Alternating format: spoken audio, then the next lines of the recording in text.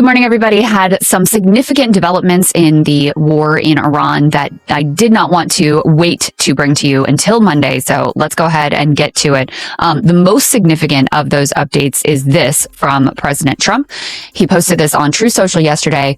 Moments ago, at my direction, the United States Central Command executed one of the most powerful bombing raids in the history of the Middle East and totally obliterated every military target in Iran's crown jewel, Karg Island.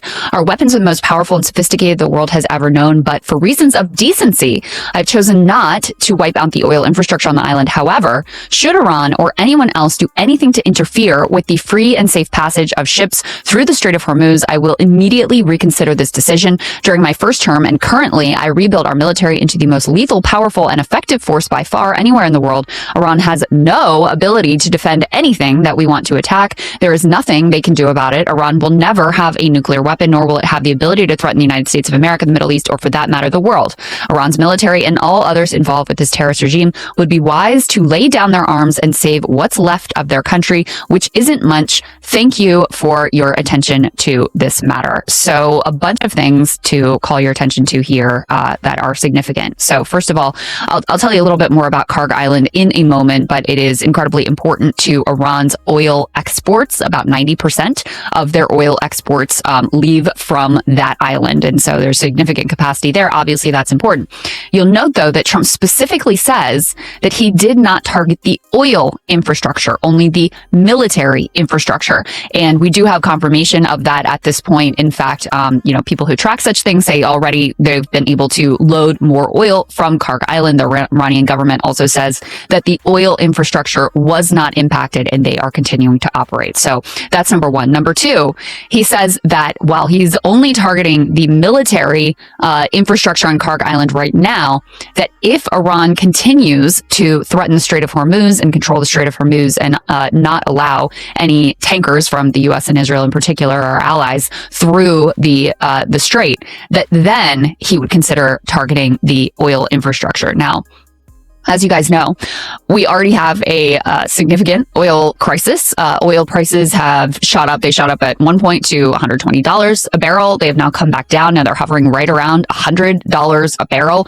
The oil market is a global market. So even as, the entity that would be hurt the most if Karg Island's capacity was removed from the system would be Iran, the entire global market would suffer, and that would have implications for the U.S. and it would have massive implications for countries around the world. The U.S. is somewhat insulated because of being a net energy exporter, but again, we are also integrated into that world economy. So if you're taking those millions of barrels of oil off the market coming from Karg Island, you're going to have some sort of price shock. So this is no doubt a significant escalatory step here from President Trump.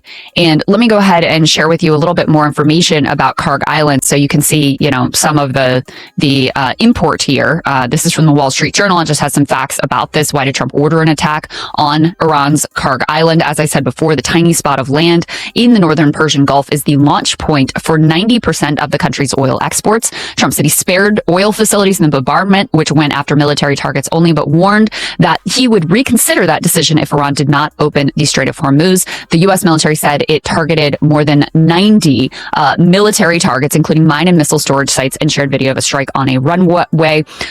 In addition, it reiterates what I was saying about how the island is not actually shut down in terms of oil. They attacked the army. Jetty and storages are okay, said a board member at the Iranian Oil, Gas, and Petrochemical Product Exporters Union. What will the attacks on Karg mean for oil prices? It says so far the attacks went after military targets only. If the island's oil infrastructure is damaged, that could force Iran to cut production at its oil fields, potentially taking another 1 million barrels of production away from global markets. That would be in addition to cuts implemented by Iraq, Kuwait, and Bahrain. So they're saying the oil industry is already impacted by this war, by attacks that have been ongoing, and now this would further reduce that if the oil infrastructure was hit.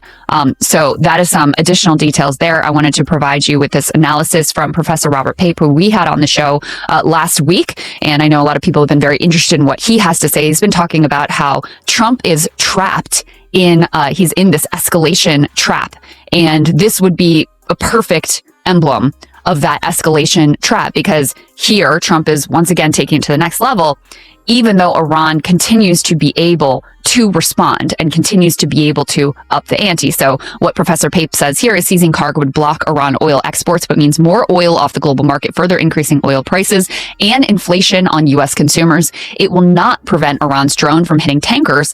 Escalation continues to favor Iran and its long war strategy. So what has Iran done seemingly in response here? We've already got some indications of the direction they're going to go in particular, and this, is very predictable given the attack on Karg Island. Brian Krasenstein says here, breaking in retaliation to the Karg Island attack, Iranian drones have just hit oil facilities at Fujairah port in the UAE. This is a very large and significant oil depot. He says, I'd be shocked if gas isn't $4 next week. I can't opine on exactly what the impact will be on the markets or on gas prices at the pump. But this is the logic of escalation. So Karg Island is hit. So what does Iran do in response?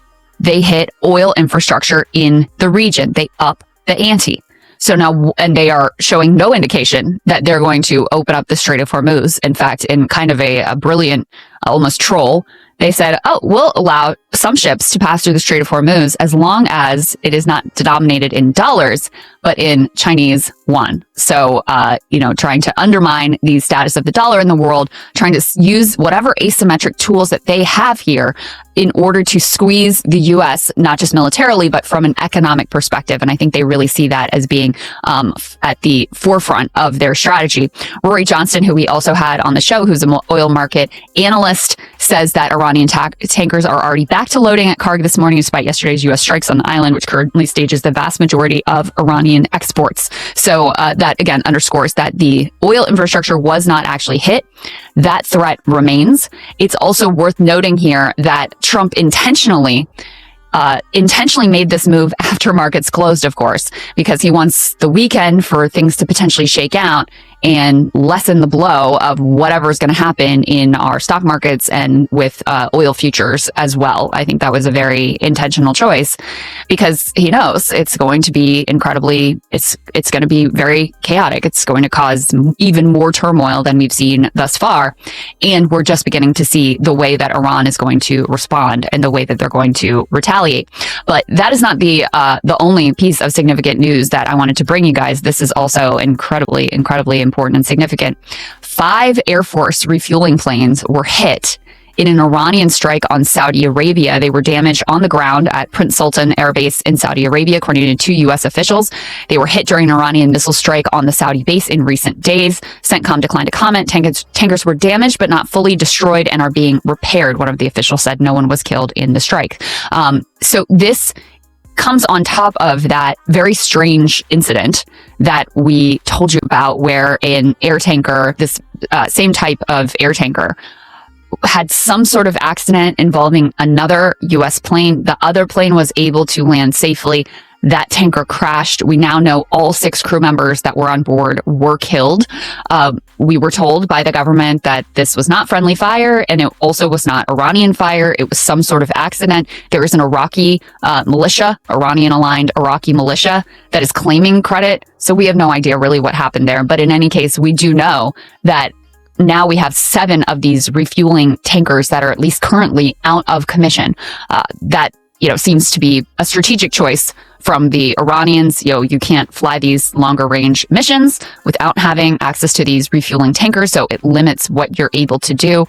So in the same way that they have targeted the radar and the THAAD battery system, the Patriot missile systems, they also seem to have targeted these tankers, unless this was just, happened to be what was convenient or available for them to be able to strike. But obviously very interesting and very significant that you have those, the Iranians still able to conduct those sorts of strikes and exact that kind of damage on the United States military. Going back to the escalation front, this was some additional news that was breaking while we were doing the Friday show, and we weren't able to get it in, but obviously this is incredibly noteworthy. More Marines and warships head to the Middle East as Hormuz mission intensifies. The Pentagon is also weighing sending more destroyers to escort tankers. Pentagon is moving additional Marines and warships in the Middle East as Iran steps up its attack, and the U.S. prepares to escort tankers through the waterway. Now, the military analysts that I've seen have said that it would be an impossible mission, that it would be far too dangerous unless you actively occupy the coastline there in Iran. So, overt ground invasion in order to be able to, protect that space. Because otherwise, if you just have your tanker, if you're just escorting these tankers through, then you and the tankers are both going to be sitting ducks for Iranian attacks. So that's why, when you see now, okay, they're sending these Marines from this amphibious ready group and the 31st Marine Expeditionary Unit to the Middle East, you have to ask the question, what are they preparing for? So this is, I think, some 2,500 Marines that are being sent in.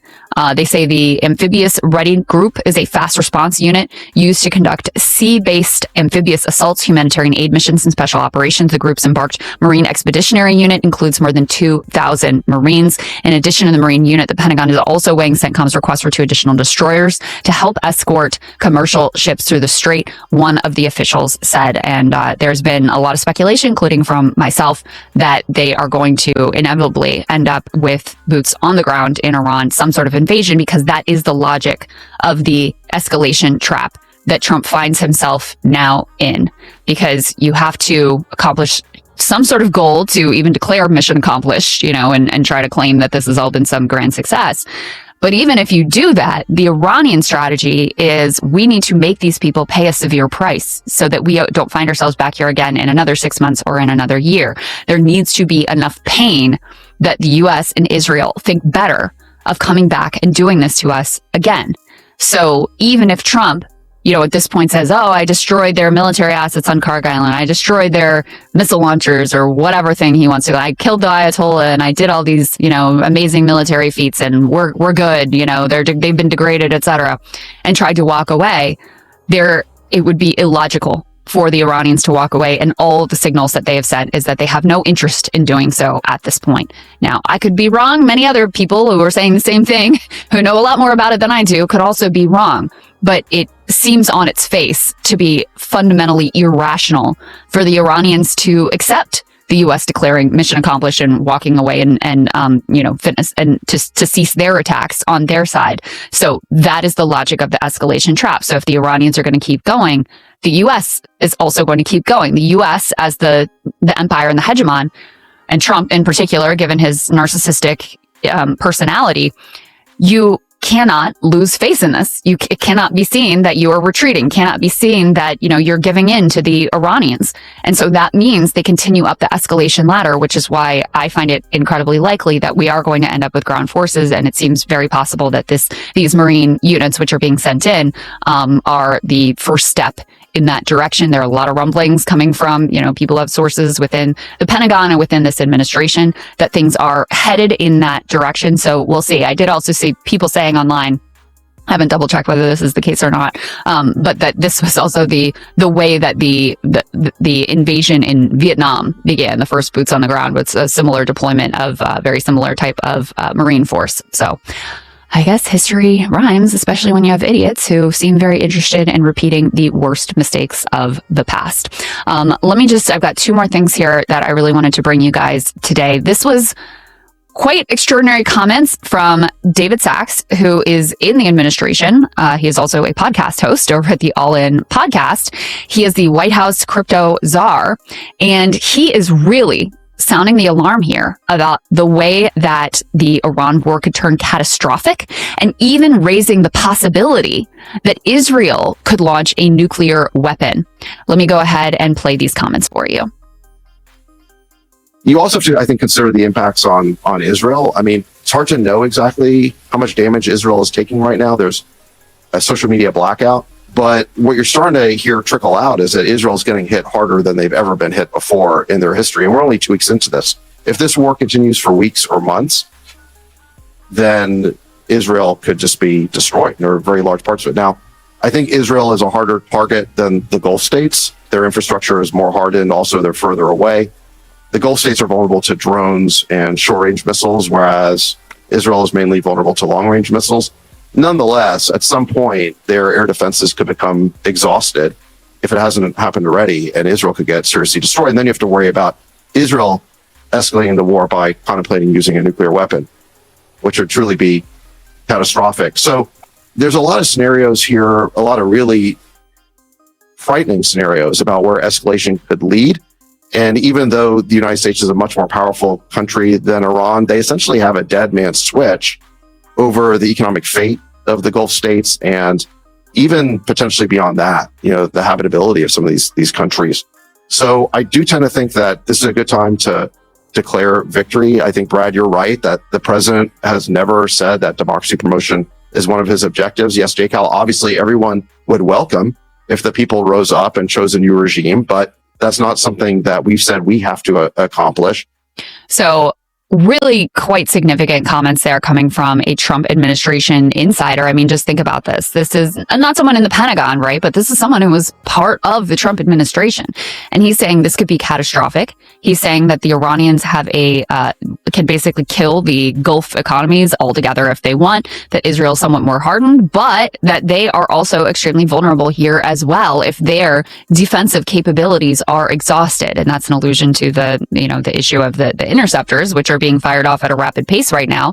And the Iranians, meanwhile, have, continue to have more missiles in reserve and continue to have vast, almost, I think, inexhaustible troves of these Shahid drones, which they not only have stockpiled, which are very inexpensive to produce. And I don't know whether the U.S. has been able to degrade their capacity to produce those drones. There's no indication that they have. And you're talking about, I've seen estimates everywhere from those drones cost only $7,000 to produce all the way up to, something like $50,000. In any case, in military terms, that is absolutely nothing. They're extremely cheap, given the amount of damage that they're able to inflict. And meanwhile, you're sending these, $1 million interceptors at, routinely at these sorts of challenges from Iran. So in any case, you've got him saying, yeah, they could kill the Gulf economies. They could ultimately inflict a lot of damage on Israel, and that Israel, if they get backed into a corner like that, may well deploy a nuclear weapon, and then all hell will break loose. So he's urging President Trump to declare mission accomplished. Look, he says, you've never talked about democracy promotion. We don't need a democracy. Let's just say we did a great job. Congratulations, everybody, and try to walk away. Of course, the problem with that is the question, I raised earlier of, well, would Iran agree? Would they also walk away? Would they say we're done? I think that seems very unlikely. The other angle that's important here with regard to David Sachs, I said he's crypto czar. He's obviously heavily invested and invested in AI development. These are his spheres of expertise. And AI development is also gravely threatened by, which is not something that I mind in particular, but in any case, this will be something that's top of mind for him. Gravely threatened by these developments, both because these data centers and the AI growth is predicated on energy prices staying comparatively low. And then in addition, you have massive data centers in the Gulf Arab states. This has been a major push from them. Sachs, I think, has been, involved in touting some of these deals and how significant they are for AI development. The Iranians have named these tech companies as direct targets. I know at least one, maybe two data centers have already been hit either intentionally or by debris and caused damage. So that's a problem. You also have a lot of investments coming from these Gulf Arab states, which is what we talked about before, into, the data center and the tech space. So I'm sure he's also has to be thinking about what that means for the future. And then the last thing that I wanted to bring to you guys here is an update from the Israeli side of things. So they have announced they're planning to seize the entire area south of Lebanon's Litani River in a massive ground invasion. That's according to Israeli and U.S. officials. They're talking to Axios. And Axios says this would be the largest Israeli ground invasion of its northern neighbor since 2006, dragging Lebanon to the epicenter of the escalating war with Iran. Pete Hegseth tried to tell everybody on Friday that the war was not widening, the war was shrinking, the war was narrowing, that Iran was on its knees, that it was practically finished, that they had been obliterated. And meanwhile, not only is that apparently not the case, given that Iran is still able to inflict damage, including to our, refueling aircraft, including to, there was an Iraqi embassy, the U.S. embassy in Iraq that was struck, that oil field that I showed you earlier, or oil storage rather, that I showed you earlier. So they're continuing to be able to inflict damage. But in addition, you not only do you not have, them on their knees, but Israel is very invested in continuing to widen this war and using this as an opportunity to go for their most maximalist goals. So they're going to invade and occupy and ethnically cleanse this part of Lebanon. Significant part of Lebanon. So, there's been already a lot of reporting about significant civilian death toll in that area. Hezbollah has been able to fire back, which I think is not something that the Israelis necessarily expected, that they still had that level of strength. It's certainly not something that I had expected. And I think perhaps it was a bit of a wild card, that yet another thing that military planners did not plan for. You also have the possibility of the Houthis becoming more engaged here, which would create even more problems in terms of the oil market and the economic shock here, which again is a key goal of what the Iranians are doing. So in any case, as the weekend proceeds, we continue to see them climbing up that escalation ladder. And we continue to see Trump further and further enmeshed in that escalation trap. So that's where we are, guys. I will bring any additional significant updates to you as they unfold this weekend, and Sagar and I will definitely see you on Monday.